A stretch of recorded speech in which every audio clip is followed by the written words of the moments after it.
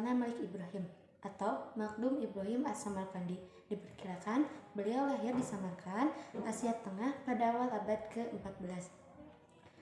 Beliau merupakan salah satu sunan yang menyebarkan agama di daerah Jawa Timur. Sebagian rakyat menyebutnya dengan sebutan kakek bantal. Ia merupakan saudara Maulana Ishaq, yaitu seorang ulama terkenal di Samudra Pasai yang juga merupakan ayah dari Sunan Giri Raden Paku. Ibrahim dan Ishaq merupakan putra dari seorang ulama terkenal di Persia, yakni Maulana Jumadil Kubro, yang diyakini sebagai keturunan ke-10 dari Sayyidina Husain, cucu Nabi Muhammad SAW. Ia pernah bermukim di Champa yang kini disebut Kamboja. Bahkan ia pernah menikah dengan seorang putri raja dan dikaruniai 2 orang putra. 2 orang putra itu adalah Raden Rahmat yang dikenal dengan sebutan Sunan Ampel dan Sayyid Ali Murtada yang dikenal sebagai Raden Santri. Setelah merasa cukup berdakwah di negeri tersebut, Sunan Gresik hijrah ke Pulau Jawa. Desa yang ditujunya pertama kali adalah Desa Sembalo. Aktivitas yang pertama ia lakukan adalah dengan berdagang dengan membuka warung. Sebagai tabib, ia pernah mengobati seorang istri raja yang berasal dari Champa. Sunan Gresik memiliki tugas yaitu mengubah pola dan motif batik, lurik, dan perlengkapan berkuda. Selain berdagang, ia juga mengajarkan cara-cara bercocok tanam. Setelah berhasil membangun dan menata sebuah pondok tempat belajar agama di Leran pada tahun 1419, Sunan Gresik wafat. Makamnya kini berada di Kampung Gapura, Gresik, Jawa Timur. Sunan Ampel di masa kecilnya dikenal dengan nama Raden Rahmat, putra tertua Maulana Malik Ibrahim yang lahir di Kampa pada tahun 1401 Masehi.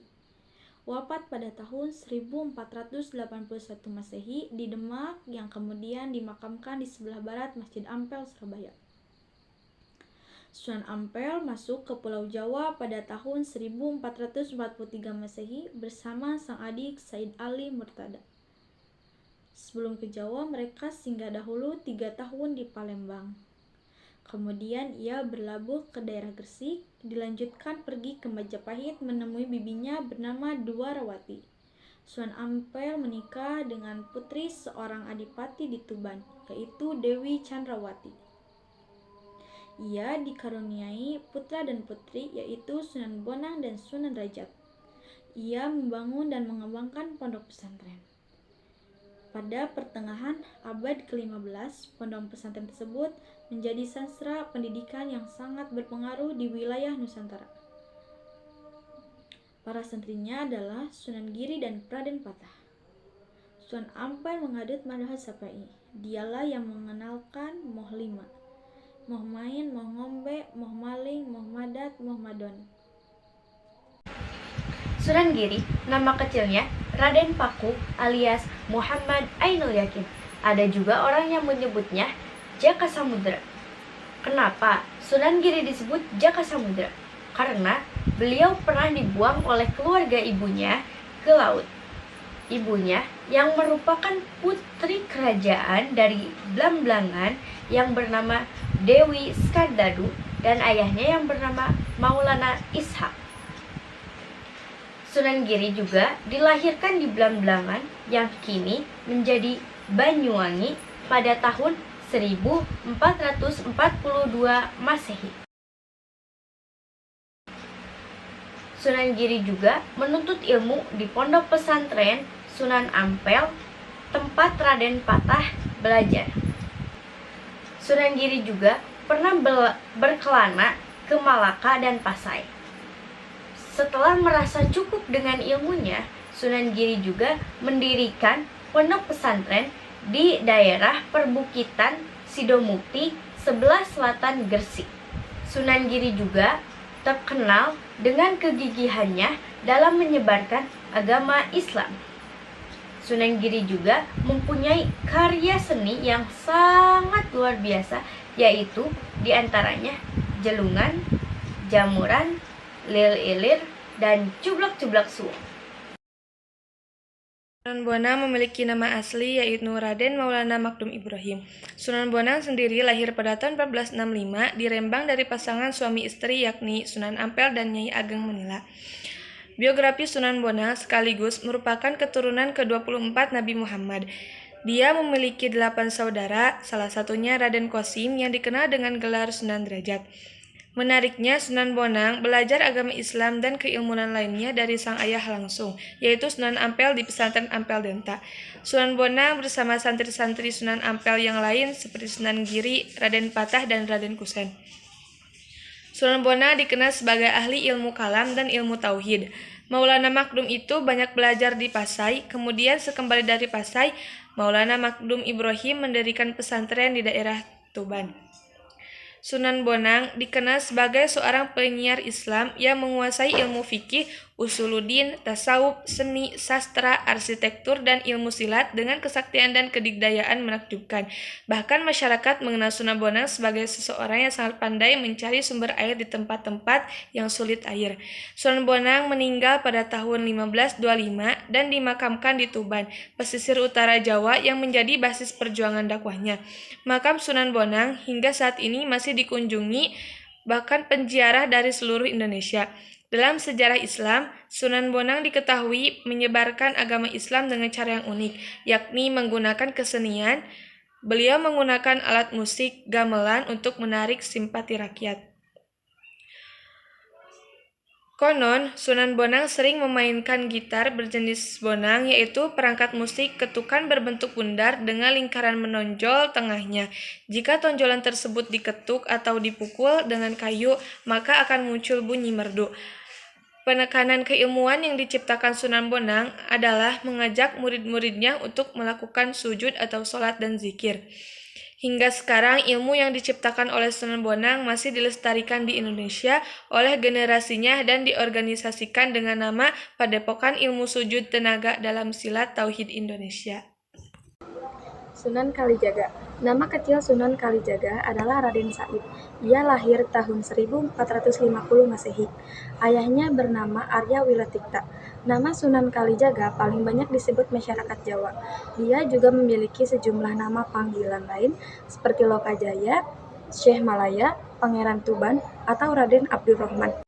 Ia mengalami masa akhir kekuasaan Majapahit pada tahun 1478, Kesultanan Demak, Kesultanan Cirebon, dan Kesultanan Banten. Bahkan juga Kerajaan Pajang yang lahir pada tahun 1546. Dalam berdakwah, ia mempunyai pola yang sama dengan mentor sekaligus sahabatnya, yakni Sunan Bonang. Ia juga memilih kesenian dan kebudayaan sebagai sarana berdakwah. Ia berkeyakinan jika Islam sudah dipahami dengan sendirinya, kebiasaan lama akan hilang. Ia menggunakan seni ukir, wayang, dan juga gamelan untuk dijadikan sarana berdakwah. Sunan Kalijaga dimakamkan di Kadilangu di selatan Demak.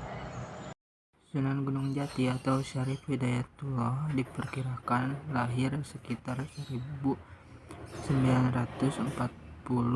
Masehi. Ibunya adalah Nyai Rara Santang, putri dari Raja Pajajaran Raden Manah Rarasa. Adapun ayahnya adalah Sultan Syarif Abdul Maulana Huda, pembesar Mesir keturunan Bani Hashim dari Palestina. Syarif Hidayatullah mendalami ilmu agama sejak berusia 14 tahun dari para ulama muslim. Beliau sempat berkelana ke berbagai negara dalam usia muda itu dan ilmunya sudah cukup banyak. Sunan Gunung Jati adalah satu-satunya wali Songo yang memimpin pemerintahan. Sunan Gunung Jati memanfaatkan pengaruhnya sebagai cucu Raja Pajajaran untuk menyebarkan Islam di pesisir Cirebon ke pedalaman Pasundan atau Periangan. Strategi dakwah beliau adalah menguatkan kedudukan politik atau pendekatan kultural dan menghormati budaya lokal. Pada usia 89 tahun, Sunan Gunung Jati mundur dari jabatannya hanya untuk menunaikan dakwah. Kekuasaan tersebut diserahkan kepada Pasarean pada tahun 1568 Masehi. Sunan Gunung Jati wafat dalam usia 120 tahun di Cirebon. Beliau dimakamkan di daerah Gunung Sumbing dan Gunung Jati sekitar 15 km sebelum kota Cirebon dari arah barat. Sunan Derajat. Nama kecil dari Sunan Derajat yaitu Raden Qasim. Beliau putra dari Sunan Ampel dan Nyai Ageng Manila. Dengan begitu, ia bersaudara dengan Sunan Bonang. Diperkirakan Sunan Derajat yang diberi gelar Raden Syarifuddin ini lahir pada tahun 1470 Masehi. Tugas pertama dari Sunan Derajat yaitu berdakwah di pesisir Gresik melalui laut. Kemudian ia terdampar di Dusun Jelog, Banjarwati atau Lamongan. Setahun berikutnya, ia berpindah ke selatan dan mendirikan Padepokan Santri Dalem Dhuwur yang sekarang dikenal sebagai Desa Derajat Paciran Lamongan. Strategi dakwah beliau adalah membuat pos-pos atau pusat-pusat bantuan yang diatur sedemikian rupa, dan beliau juga membuat kampung-kampung percontohan. Sunan Derajat juga bertugas untuk merapikan aturan-aturan yang di dalamnya ada kaidah ilmu dan mengubah lagu atau nyanyian ataupun gamelan Jawa. Dalam pengajaran tauhid dan akhlak, beliau mencontoh dari ayahnya langsung dan tidak terlalu mendekati budaya lokal. Cara penyampaiannya dengan menekankan kesenian dari Sunan Muria dan berdakwah dengan menekankan kedermawanan, kerja keras, dan peningkatan kemakmuran masyarakat. Tembang Macapat Pangkur disebutkan sebagai ciptaannya. Gamelan Singomongkok peninggalannya terdapat di Museum Daerah Sunan Derajat. Sunan Derajat dikenal sebagai orang yang bersahaja dan suka menolong. Ia juga banyak mengasuh anak yatim dan fakir miskin di pondok pesantrennya. Nama kecil Sunan Kudus ialah Japar Sodik. Ia putra pasangan dari Sunan Ngundung dan Syarifah, adik Sunan Bonang dan anak Nyai Ageng Maloka. Beliau lahir pada tahun 9 September 1400 Masehi. Di Kesultanan Demak, ia diangkat menjadi panglima perang. Sunan Kudus banyak berguru kepada Sunan Kalijaga. Cara berdakwahnya sangat toleran kepada masyarakat setempat, seperti yang dilakukan Sunan Kalijaga. Dengan penyampaian dakwahnya yang halus, para wali menyuruhnya untuk berdakwah ke daerah Kudus. Sunan Kudus mendekati masyarakat Kudus dengan memanfaatkan simbol-simbol Hindu-Buddha.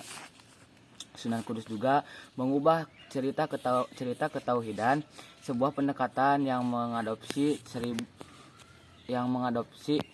cerita 1001 malam dari masa kekhalifahan Abbasiyah. Beliau wafat pada 5 Mei 1550 Masehi. Wali yang ke-8 ialah Sunan Muria. Nama asli Sunan Muria adalah Raden Umar Syahid, atau nama kecilnya yaitu Raden Prawoto. Beliau lahir pada tahun 1450 di Tuban dan meninggal pada tahun 1551 di Demak. Nama anaknya adalah Sunan Nyamplungan, Pangeran Santri, dan Raden Ayu Nasiki. Saudara kandung yaitu Dewi Sofiah dan Dewi Rakayu. Beliau merupakan putra Sunan Kalijaga dan Dewi Saroh. Nama Sunan Muria berasal dari nama gunung, yakni Gunung Muria. Gunung Muria juga tempat di mana dimakamkannya Sunan Muria. Gaya berdakwahnya ia mengadopsi dari sang ayah, Sunan Kalijaga. Beliau suka berdakwah di daerah-daerah terpencil jauh dari kota. Beliau juga mengajarkan untuk bercocok tanam, jual beli, dan melaut kepada rakyat jelata. Sunan Muria juga sering dijadikan penengah saat terjadinya konflik internal di Kesultanan Demak. Beliau juga dikenal dengan pribadi yang mampu untuk memecahkan berbagai masalah yang rumit. Sunan Muria berdakwah dari Jepara, Juwana, dan hingga sekitar Kudus dan Pati. Tembang Sinom dan Kinanti adalah buah karya dakwahnya.